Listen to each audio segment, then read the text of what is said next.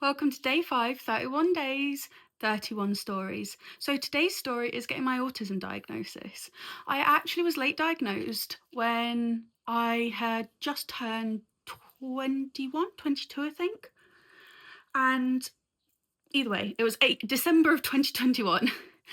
And a lot of things led up to it. I was made fun of growing up. I've spoken about that quite openly, exactly why. So before I even knew it was stimmed. And that's how I got through day-to-day life. But I didn't know that was autism. I struggled desperately making friends. Social situations I really struggled with. There was lots of different things, and the seed was first planted in my head about thinking about it back in first year. Now, I will say this very candidly.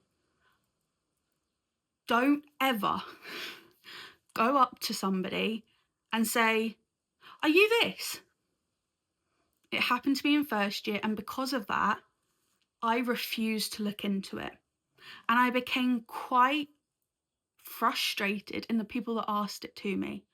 But more than anything, and they probably don't know, I spent that whole entire evening crying and went and saw one of my lecturers the next day to ask for advice because I couldn't comprehend why they felt it was appropriate to come up to me and just state it out loud as if it was common knowledge. So I was against it for a long time, and it wasn't until after COVID and a lot of arguments were happening at home, it made me think about it. And so I went through the process, and I scored really highly on it of high masking. But you know what? At the end of the day, I'm grateful for it because there's so many aspects of my life that I now understand.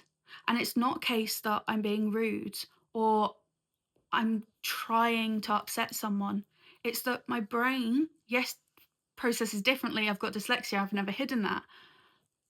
But fundamentally, I don't see things the same way as other people. I don't process things the same as other people. And I stim a lot. I have my entire life and I never really knew why.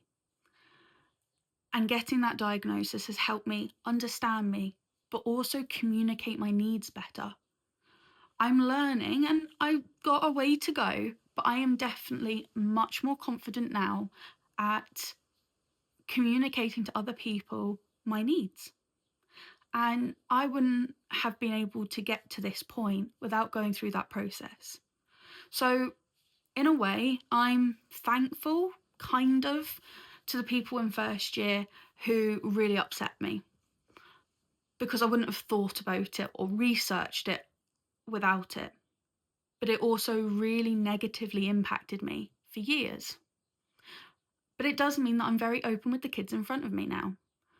When I had a class last school year, can't believe it's been a full school year already, but the school year of 24-25, I openly talked about everything, my health, my autism, my dyslexia, and it became part of a game in class.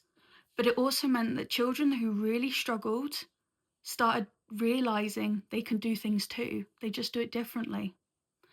So, day 5 of 31 days, 31 stories.